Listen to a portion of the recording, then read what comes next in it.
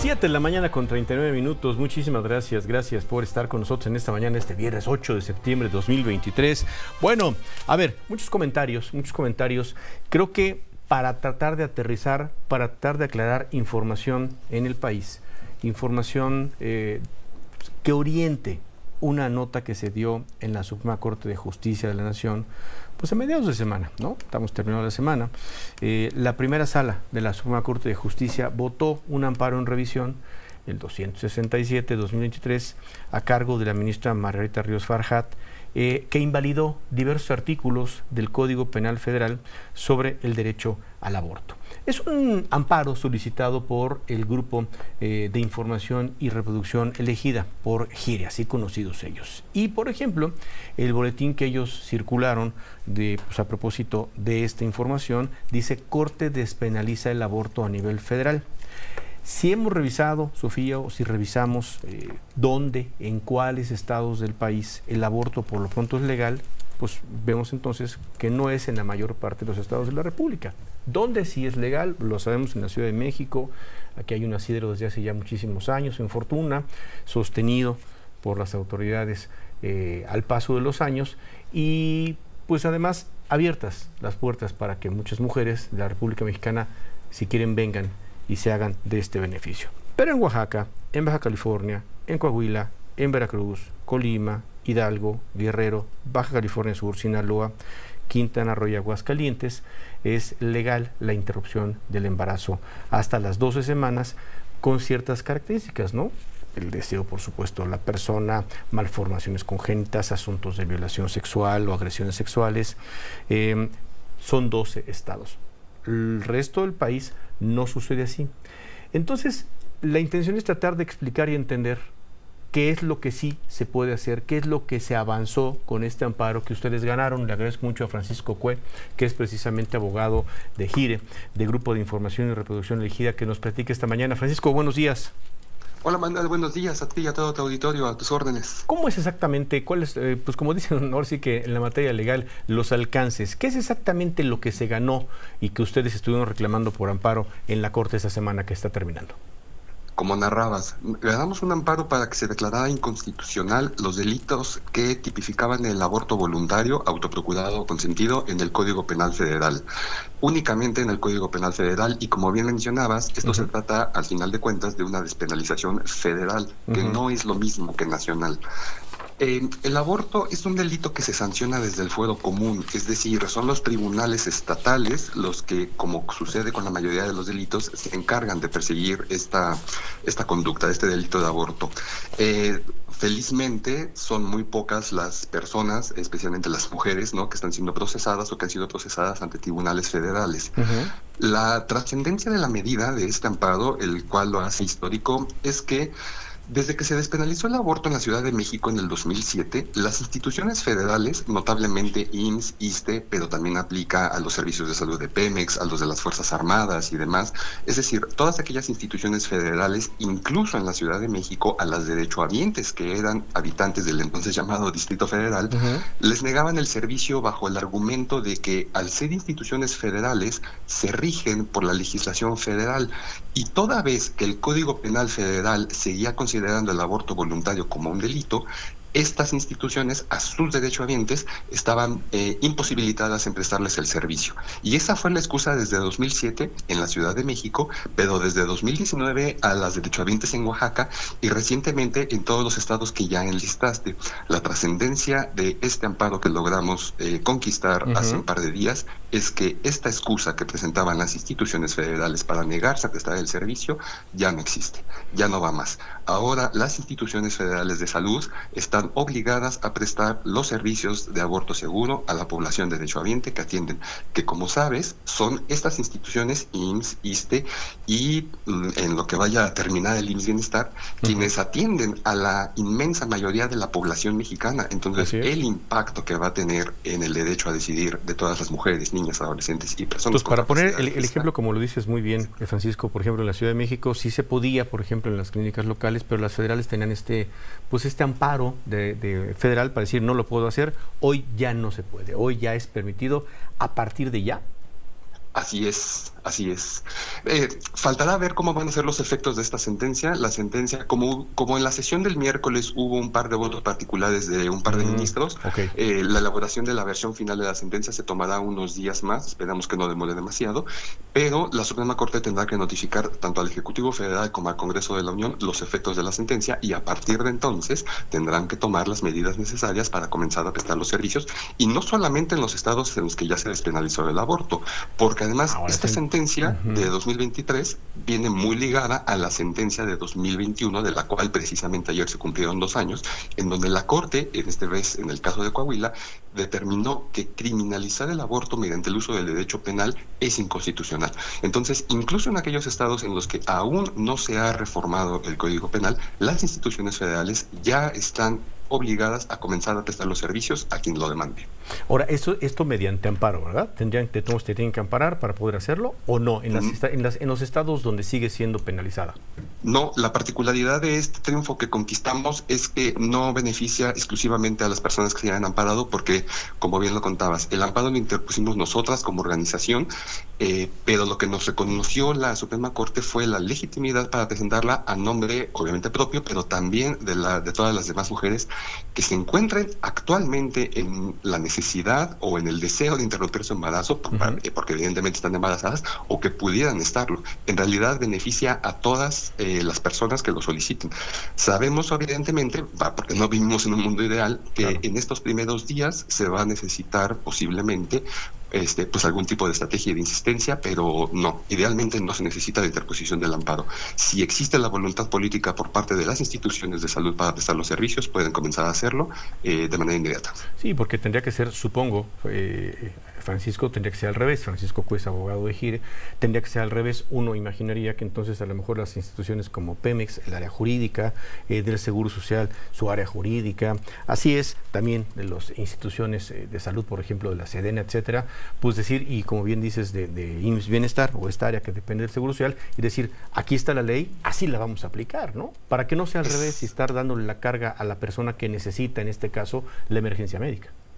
Totalmente, porque además evidentemente, o sea, una persona embarazada él está contra reloj, ¿no? No puede esperar a que transcurran los plazos para la obtención del amparo y demás. Porque son momentos decisivos, ¿no? O sea, momentos críticos, uno pensaría siempre en circunstancias extremas. ¿Qué pasa, Francisco? Porque nos llegan preguntas. Dice, ¿y si una mujer decide abortar, no tiene problemas de un abuso sexual o de una circunstancia que lo obligue, no tiene un asunto congénito, no tiene, siempre dice, pues yo la verdad deseo abortar porque es mi deseo? ¿Lo puede hacer? Así es, eso es lo que ha determinado la Corte, que el aborto voluntario se tiene. La sentencia de 2021, como te platicaba, están muy ligadas, lo que establecía con mucha claridad lo que dijo la Suprema Corte, y esta vez no fue la primera sala, la de 2021, fue el Pleno de las y los ministros, donde por unanimidad dijeron, el Estado mexicano está obligado a garantizar el derecho a decidir en su doble vertiente, lo que implica que para las personas que están embarazadas y que desean llevar a término su embarazo, el Estado mexicano está obligado a prestarle los servicios para que puedan conducir su embarazo, su parto y posteriormente su maternidad en las mejores condiciones, libre de violencia obstétrica y demás. Pero para garantizar este derecho a decidir, hace falta esta segunda vertiente, que tiene que ver con que aquellas personas que decidan que no quieren continuar con su embarazo, tienen que tener la posibilidad de interrumpirlo en instituciones de salud de manera segura, de manera confiable y con los mejores estándares de calidad. Entonces, aquellas personas que, sin haber sido víctimas de violencia sexual, sin que el producto presente alguna alteración genética o congénita, sin que el embarazo suponga un riesgo para su salud o para su vida, desean abortar, pueden hacerlo simplemente por el motivo que ellas mismas determinen. ¿Qué pasa, por ejemplo, nos llegan varias preguntas, con esto que se discutió mucho en algún momento de la objeción de conciencia de los médicos? En el 2018 se había reformado la Ley General de Salud para adicionar un artículo, el famoso artículo 10 bis de la Ley General de Salud, en donde se reconocía la posibilidad del personal médico y de enfermería para objetar conciencia y negarse a participar en la prestación de los servicios de atención médica que contempla la ley. No decía específicamente en materia de interrupción del embarazo, pero bueno, todas y todos sabemos que iba muy encaminado en ese sentido. También hace 2 años, en septiembre de 2021, la Suprema Corte lo analizó porque la Comisión Nacional de los Derechos Humanos interpuso una demanda de acción de inconstitucionalidad en contra de esa resolución. Lo que determinó la Corte en el 2021 fue que ese artículo era inconstitucional. Pero me gustaría aclarar, no porque la Corte haya dicho que la objeción de conciencia es inconstitucional, lo que determinó fue que la regulación que adoptó el Congreso en el 2018 era inconstitucional, porque suponía un riesgo para el ejercicio de los derechos a la salud, especialmente de los derechos reproductivos de otras personas. El Congreso de la Unión fue omiso en establecer unos límites claros para garantizar tanto el derecho de las personas usuarias que solicitan los servicios de interrupción del embarazo, en este caso, como del personal médico y de enfermería que deseaba objetar conciencia. Entonces, la Suprema Corte tuvo que declarar la inconstitucionalidad de ese artículo porque no era lo suficientemente claro ni regulaba de manera adecuada el ejercicio de la objeción de conciencia, pero emitió una serie de recomendaciones al Congreso de la Unión sobre cómo debería de ser este ejercicio, esta regulación. El Congreso de la Unión todavía no ha emitido una regulación. Sabemos, por ejemplo, que en la Cámara de Diputados, desde la Comisión de Salud, ya existe un dictamen aprobado, pero el dictamen no ha subido todavía al Pleno. Una vez que se subiera al Pleno y anticipando que tuviera los votos necesarios, todavía tendría que pasar al Senado de la República. Entonces, el tema de la objeción de conciencia todavía no se encuentra adecuadamente regulado, correcto, pero esa es la situación en la que está ahorita. Sofía. Francisco, buen día, te saluda Sofía Enríquez. ¿Y qué pasa con las leyes locales? Entendemos que es un tema federal que aplica para las instituciones federales, pero a largo plazo, ¿cómo vamos a ver que esto impacta en los códigos penales? De entrada, sí, los estados que lo tienen penalizado, si en algún momento se cruzan o se contraponen las leyes federales contra las locales, ¿cómo se resuelve? Y si esto pues ejerce alguna presión, por lo menos mediática y moral, a los congresos estatales para que lo despenalicen. La presión surge desde 2021. Uno esperaría que con la sentencia de 2021, porque la sentencia de 2021, que como les narraba, decretó que era inconstitucional criminalizar el aborto, obligaba a todos los jueces en el país, estatales y federales, a adoptar el criterio de la Corte.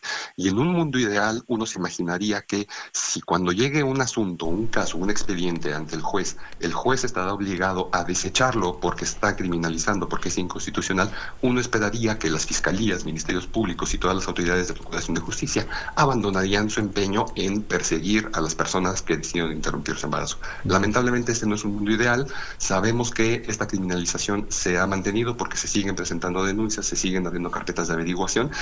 Insisto, aunque el desenlace va a ser que el juez lo va a desechar.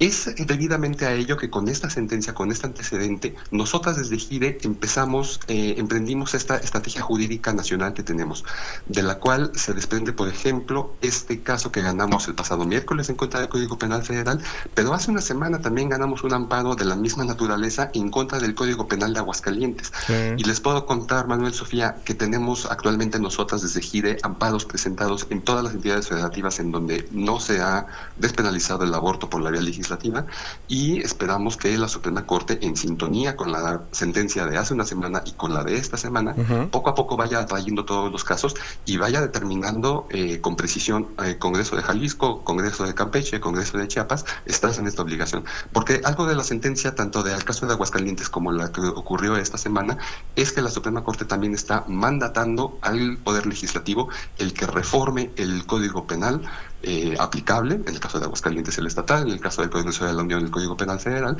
para derogar el delito de aborto voluntario lo antes posible. Muy bien, pues reconocimiento a ustedes al trabajo que están haciendo allí en GIDE, y qué bueno, la explicación detallada, completa, me parece que ya nos queda absolutamente clara. Muchísimas gracias, Francisco. Francisco fue abogado precisamente del Grupo de Información y Reproducción Elegida. Muchas gracias y muy buen día.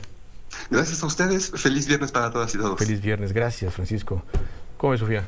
Bien, ¿no? Mira, sí, bastante bien, porque es Ciudad de México, Oaxaca, Baja California, Coahuila, Veracruz, Colima, Hidalgo, Guerrero, Baja California Sur, Sinaloa, Quintana Roo y Aguascalientes. Son los 12 estados que permiten el aborto de manera legal, simplemente a solicitud de la mujer. Ojo, y esto ya queda completado full en el sistema de salud, porque todo el sistema público federal está incluido. Entonces ya no hospitales hay, del IMSS, hospitales del ISSSTE y los hospitales de Pemex son los obligados. Los otros estados pues ya vieron poco a poco, ¿no?